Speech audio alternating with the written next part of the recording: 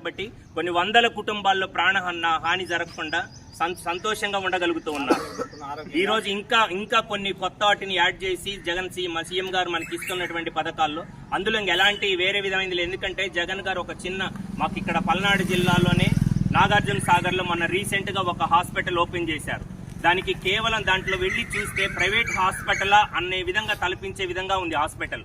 అందులో ఎక్విప్మెంట్స్ కానీ ఏయైనా సరే A to Z చాలా పర్ఫెక్ట్ గా ఉన్నాయి. అంతకంటే ఇంకా చేయగలిగిన సీఎం ఎవడున్నాడో చూపియండి. ఇంత హాస్పిటల్ని చూడండి, ఇప్పుడు కొత్తగా కడుతున్నటువంటి మా సీఎం గారు కట్టినటువంటి హాస్పిటల్ చూడండి. ఏ ఎక్విప్మెంట్స్ లో నేను రాజీ పడే ప్రసక్తే లేదు.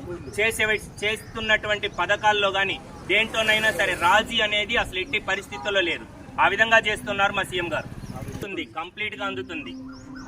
మా జగన్మోహన్ రెడ్డి ఒక్కడే ఏ మీటింగ్ ఎక్కడికి పోయినా నేను సంక్షేమ పథకాలు మీకు న్యాయం చేసిన అనుకుంటే నా కోటేమోండవు. అలా మాట్లాడు దమ్మున్న మగోడు ఇంతోడు ఏ నాయకుడు చెప్పటల్లా, ఒక్కడు చెప్పలా. ఏ నాయకుడు ఇన్ని కోటలు ఎదురైనా ఏమి చేయలేదు. మీకు నమ్మకం నేను చేసినానంటేనే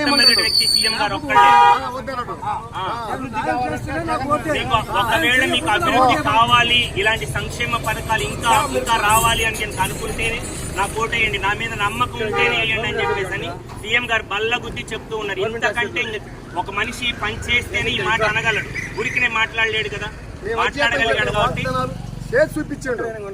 అది నమ్మకుంటే మళ్ళీ ఏమంటాడు, నేను చేసిన అనుకుంటేనే.